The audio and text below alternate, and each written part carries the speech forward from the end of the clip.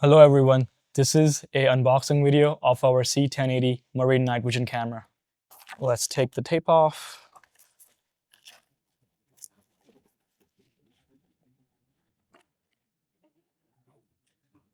Okay, let's go over everything that's inside the box. Now this package has both our cameras and the screen, but you can definitely order just the camera alone. Alright, so first of all we have some cables. I'll get this box out of the way a little bit. Put them on the side. We have the camera itself, which comes in a nice Pelican box. It is waterproof. And lastly, we have the screen. Now, as I said earlier, not everyone needs this screen, but today we'll be showing you everything. Okay, let's look at what's inside the box. This is the box that has the camera. It's a very nice hard shell plastic box. It is waterproof. Let's see. So we have the camera. And then we have the switch. We have some extras. We'll go over these. And a business card. And this is a safety whistle. We do get a lot of calls about these. These are just a safety whistle. Every boat needs one. I'll go ahead and put the box outside, out of the way. So again, we have the camera and we have the cables. Inside the box, you will also find an instruction manual which has the wiring diagram and some tips on installation. Let's look at the camera. The camera is made out of a 316 stainless steel. Also, all the screws on the cameras that you see here are all titanium. This particular model, it's in white, but you can also order these in black or stainless. We also do custom colors for specific boats. It also has two ports. You have the power connector that has the video analog port built into it. It also has HDMI. So this camera has two different video outputs. The one other thing I would say is it has this sun shield. Now you may not need this part. If you're planning to mount this camera upside down on your boat, all you have to do is take these two screws out from both sides, flip this entire bracket. At that point, you can remove this sun shield or rain guard and mount this camera upside down on your boat. We do get few questions around when you flip this bracket, do you have to make any software changes? The answer is no, because when you flip the bracket, the camera still stays upright. We also get a lot of questions around, is this waterproof? The answer is yes, this is fully waterproof. It also has dry nitrogen gas purged inside, so please do not open the actual camera, because if you did that, the gas will come out. So we highly recommend not opening the cameras. Let's talk about the wiring. This is where most people get confused, but it's actually really simple. So you see here, this is the power cable. This end of the cable goes directly behind the camera, as I was showing it to you earlier. I'm going to flip the camera around. It goes like that. It is waterproof. On the other side of the cable, you have three cables.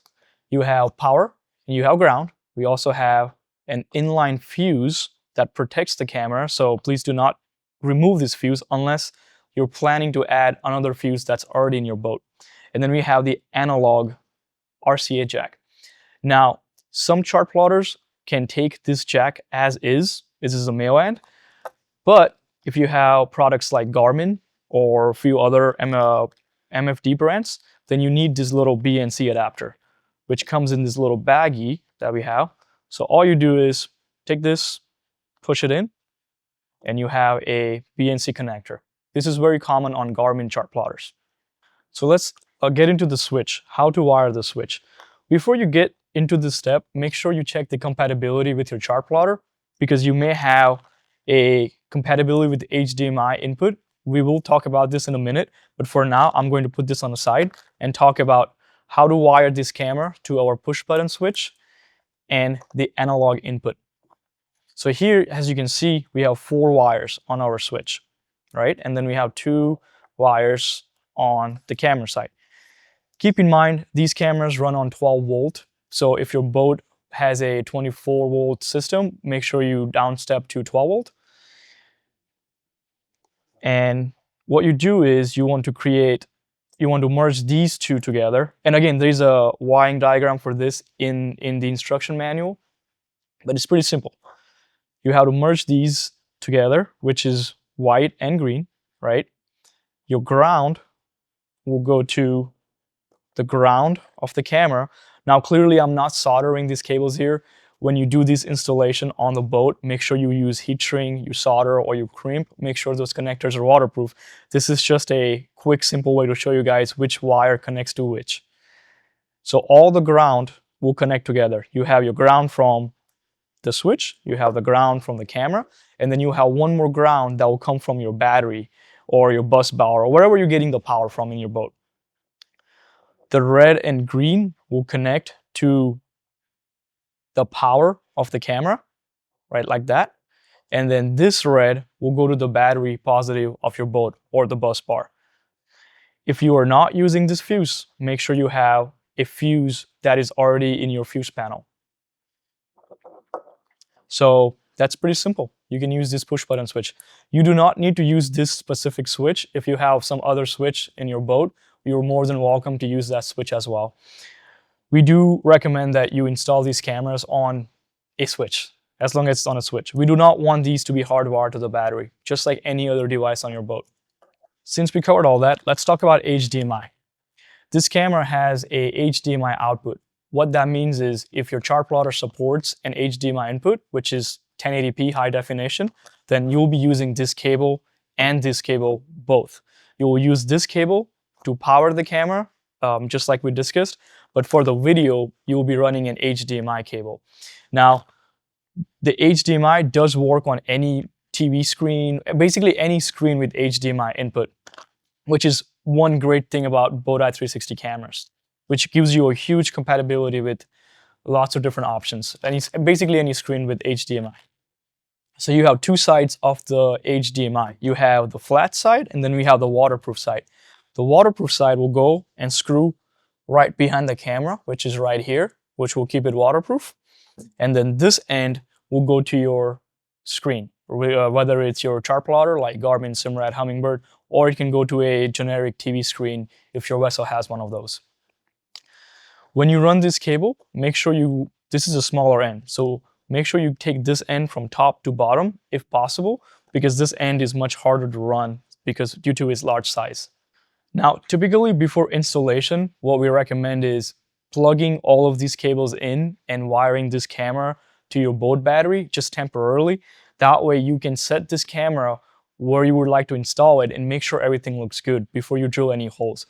What we don't want is you drilling the hole in your T-top and then realizing there is not enough clearance for the camera to tilt up and down or have any other rigging in the way. So always wire everything up on a bench, hardwire it to a battery, have somebody hold the camera on your T-top, either up top or upside down, and make sure everything looks good before you drill any holes. So typically all the cables go from top to bottom on your boat. Most boats have T-top tubing, which is where you will run these cables inside, but every boat is different. So if you have questions, take a look at our website or more YouTube videos. You might find a vessel that looks just like yours and you can follow the same installation steps. One of the things we do at BoatEye360 is we include some extra screws in a bag. We know that when you do this installation, especially on water, screws, they fell out of your hand and then a lot of times they end up in water. So there is an extra screw in here just in case if you need it. So now that we have covered the camera and the wiring and the cables, I wanted to talk about our external screen. We know that not everybody has a compatible chart plotter in their vessel, or they just want a dedicated screen just for the camera. And this is where our screen comes in handy. Okay, let's do the unboxing for the screen. We have this piece of foam, and now we have the screen. I'm going to take the screen out for a second, and we need those things. That out of the way. So we have the BoatEye360 screen, the bracket that it comes with it, and the screws that hold the screen to the bracket. So this screen is marine grade and it has a IPS display inside. So it is HD. It also has 3 different inputs. It has 1 HDMI and 2 analog. So if you wanted to plug in more than one BoatEye360, you can actually plug that to the screen and you can toggle them back and forth. Let's look at the back side of the screen. There are a couple different mounting options when it comes to this screen. The default bracket is this U-shaped bracket that comes by default with the screen. But if you look actually underneath it, there is a tripod hole. So you could buy a generic tripod mount for this and a sliding mount. If you have more questions about these mounts, do reach out to us. Let's look at the wiring. It's pretty simple. You have your two analog ports, as I mentioned earlier, and you have an HDMI port. So since you're using this with a BoatEye360 camera, make sure you use the HDMI port when possible. That will give you the best resolution in this case. And as far as powering the screen, again, it's a 12-volt screen, so make sure your boat has a 12-volt system and not a 24-volt. And here we have the bare wires for power and ground. It also has an inline fuse. If you decide not to use this fuse, make sure you have some other fuse in your boat that is 2 amps to protect the screen. And you can wire these directly to the BoatEye360 push button switch that we talked earlier and merge these cables with the camera. So you can turn off both of those devices at the same time. So that includes everything in the box. If you have any questions, do reach out to us on our website. Thanks for watching.